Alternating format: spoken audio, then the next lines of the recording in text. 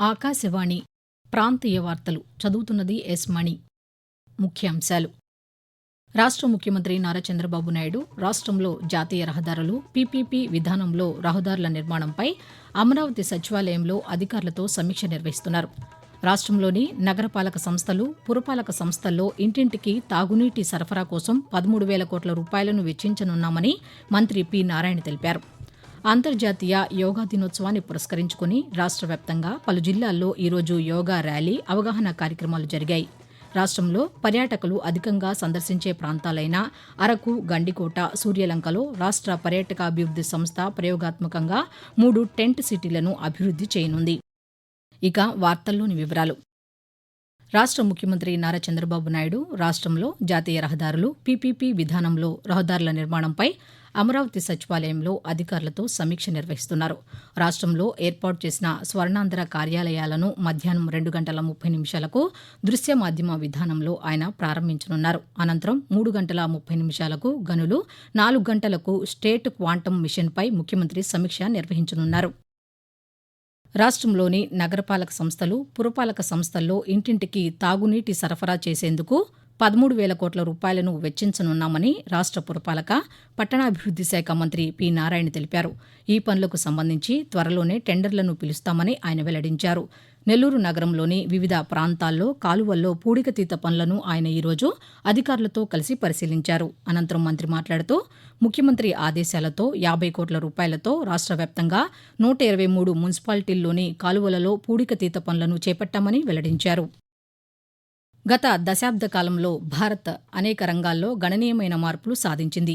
సేవ, సుపరిపాలన, పేదల సంక్షేమం అనే అంశాల ఆధారంగా గత 11 సంవత్సరాలలో కీలక రంగాలలో కేంద్ర ప్రభుత్వం చేపట్టిన కార్యక్రమాలపై ఆకాశవాణి ప్రాంతీయ వార్తా విభాగం ప్రత్యేక కథనాలను అందిస్తోంది. కేంద్ర ప్రభుత్వ చొరవతో గతంలో అభివృద్దికి దూరంగా ఉన్న ఈశాన్య భారతం ఇప్పుడు దేశాభివృద్దిలో కీలక భూమిక పోషిస్తోంది. ప్రధానమంత్రి నరేంద్ర మోదీ నాయకత్వంలో యాక్ట్ ఈస్ట్ పాలసీ అమలుతో ఈశాన్య భారతానికి ప్రాధాన్యం పెరిగింది. శాంతి ఒప్పందాలు కార్యరూపం దాల్చడంతో ఈ ప్రాంతంలో అశాంతి తగ్గుముఖం పట్టింది. తద్వారా సాయుధ బలగాల ప్రత్యేక చట్టం ఏఎఫ్ఎస్పీఏ పరిధిని గణనీయంగా తగ్గించే దిశగా అడుగులు పడ్డాయి. గత 11 ఏళ్లలో మిగిలిన ప్రాంతాలతో ఈశాన్య రాష్ట్రాల అనుసంధానం జరిగింది. 10 కొత్త గ్రీన్ఫీల్డ్ విమానాశ్రయాలు, మిజోరాం లాంటి రాష్ట్రాల్లో కొత్త రైలు మార్గాలు, బ్రహ్మపుత్ర నదిపై రోరో సర్వీసులు, అలాగే బోగీబీల్ బ్రిడ్జ్ వంటి ప్రాజెక్టులు అందుబాటులోకి వచ్చాయి. పీఎం డివైన్, ఉన్నతి 2024 వంటి పథకాలు ఈశాన్య రాష్ట్రాల ఆర్థిక సామర్థ్యాన్ని వెలికితీయటంలో కీలకంగా మారాయి. రాష్ట్రంలో పర్యాటకులు అధికంగా సందర్శించే ప్రాంతాల్లో వస్తుల కల్పనకు రాష్ట్ర పర్యాటకాభివృద్ది సంస్థ ఏపీటీడీసీ ప్రాధాన్యమిస్తోంది. అరకు, గండికోట, సూర్యలంకలో ప్రయోగాత్మకంగా 3 టెంట్ సిటీలను అభివృద్ది చేయనుంది. అరకులో ఏపీటీడీసీ ఆధ్వర్యంలో మిగిలిన 2 చోట్ల ప్రభుత్వ, ప్రైవేటు భాగస్వామ్యంతో వీటి ఏర్పాటుకు టెండర్లు పిలవనున్నారు. తద్వారా 150 గదులు పర్యాటకులకు అందుబాటులోకి రానున్నాయి. ఇందుకోసం 50 కోట్ల రూపాయలకు పైగా ఖర్చు చేయనున్నారు. అంతర్జాతీయ యోగా దినోత్సవాన్ని పురస్కరించుకుని రాష్ట్ర ప్రభుత్వం యోగాంధ్ర 2025 పేరుతో నెల రోజుల పాటు రాష్ట్ర వ్యాప్తంగా పలు కార్యక్రమాలను నిర్వహిస్తోంది. ఇందులో భాగంగా పలు జిల్లాల్లో ఈరోజు యోగా ర్యాలీ, అవగాహన కార్యక్రమాలు జరిగాయి. చిత్తూరు జిల్లా చౌడేపల్లి మండలం బోయకొండలో యోగాంధ్ర కార్యక్రమంలో రాష్ట్ర రోడ్డు, క్రీడాశాఖ మంత్రి మండిపల్లి రాంప్రసాద్ రెడ్డితో పాటు జిల్లా collector Sumit Kumar, police superintendent Manikanta పాల్గొన్నారు. శ్రీకాకుళంలో అన్ని ప్రభుత్వ శాఖల సహకారంతో ఆర్ట్స్ కళాశాల నుంచి 7 రోడ్ల కూడలి వరకు యోగా అవగాహన ర్యాలీ జరిగింది. అనంతరం 7 రోడ్ల కూడలిలో భారీ మానవహారం నిర్వహించారు. Eluru CR Reddy public school నుంచి ఇండోర్ స్టేడియం వరకు భారీ ర్యాలీలో ప్రజలు, అధికారులు, ఉద్యోగులు పాల్గొన్నారు. ఇండోర్ స్టేడియంలో జిల్లా కలెక్టర్ కె. వెట్రిసెల్వి, శాసనసభ్యులు Badeti Radhakrishnaiah, mayor Sheikh Noorjahan, joint collector P. Dhatri Reddy తదితరులు యోగా సాధన చేశారు. ఈ సందర్భంగా కలెక్టర్ మాట్లాడుతూ యోగా సాధనతో ఆరోగ్య పరిరక్షణతో పాటు మెరుగైన జీవన విధానం అలవడుతుందని వివరిస్తూ జూన్ 21 దాకా యోగాంధ్ర క్యాంపెయిన్ చేయాలి.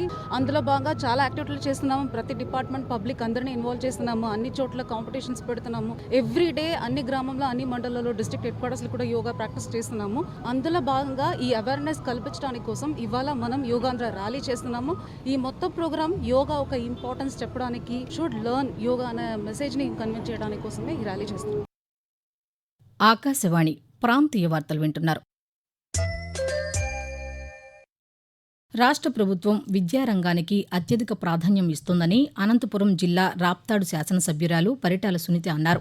10వ తరగతి ఇంటర్మీడియట్లో అత్యధిక మార్కులు సాధించిన విద్యార్థులను ప్రోత్సహించేందుకు ఈరోజు అనంతపురంలో ప్రభుత్వం నిర్వహించిన షైనింగ్ స్టార్స్ కార్యక్రమంలో జిల్లా కలెక్టర్ డాక్టర్ వి. వినోద్ కుమార్తో కలిసి ఆమె పాల్గొన్నారు. ఈ సందర్భంగా పరిటాల సునీత మాట్లాడుతూ ప్రతి విద్యార్థి బాగా చదివి ఉన్నత స్థానానికి చేరుకోవాలని ఆకాంక్షించారు.